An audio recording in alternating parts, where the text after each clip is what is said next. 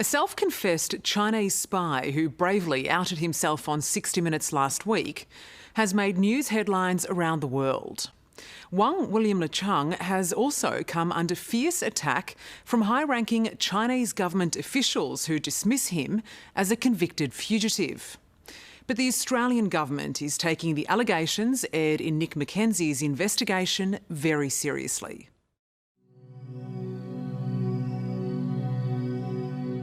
Wang William Lichang is the first Chinese spy to ever publicly blow his cover in Australia. He's exposed secrets about China's interference operations around the world. But in exchange, he desperately wants Australia's protection. What would happen to you if you went back to China? 试想，一个间谍的背叛组织。 Imagine the consequence of a spy betraying the organization. 给我老婆的父亲提拔升职。 I know very well that the Chinese Communist Party can never be trusted. 中国共产党是不跟 Once I go back, 而且我一旦 I will be dead. 国家可以说是死无葬身之地。 Wang's extraordinary interview with Nick Mackenzie created news around the world. A self-confessed Chinese spy in Australia says that he's offered a trove of intelligence information. The allegations are shocking. As expected, his claims incensed the Chinese Communist Party, which accused Wang of being a convicted fraud and wanted fugitive. They say this video is him facing court in 2016. But Wang says that's a lie and it's not him.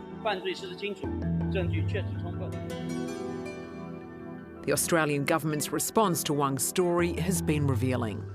These matters were already under investigation. And in an extraordinary move, Australia's National Security Agency issued a statement saying the 60 Minutes report contained allegations ASIO takes seriously.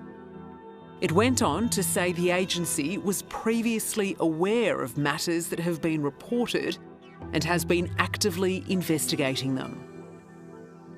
Well, the fact that ASIO has made a very rare statement today adds to the seriousness of these allegations. It seems Taiwanese authorities are taking Wang's allegations seriously too. Is it right what you're saying? Your job was to meddle in Taiwan's upcoming presidential election secretly for the Chinese government?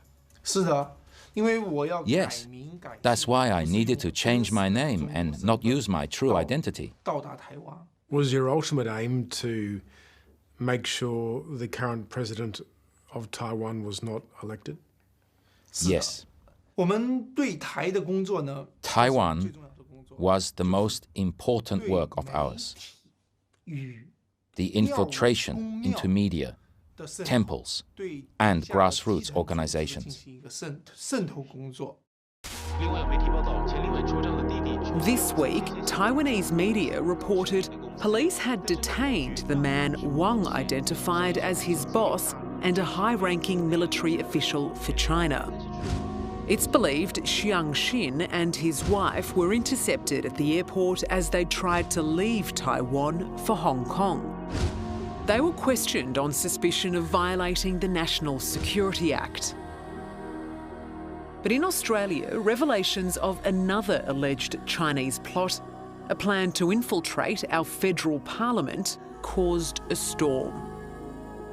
It was surreal. It was like something out of a spy novel.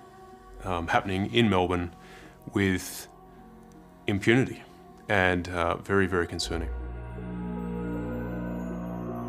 As we reported, Liberal Party member Nick Zhao was allegedly offered $1 million to run as a candidate at the federal election. The 32-year-old is now dead. I find the allegations deeply disturbing and troubling. The boss of ASIO confirmed his agency was aware of these claims and warned hostile foreign intelligence activity continues to pose a real threat to our nation and its security.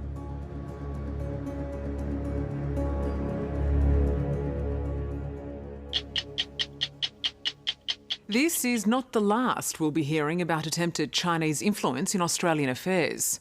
We'll keep you up to date on developments, including how Wang Lichang fares in his attempt to be given safe refuge here. Hello, I'm Sarah Arbo. Thanks for watching. To keep up with the latest from 60 Minutes Australia, make sure you subscribe to our channel.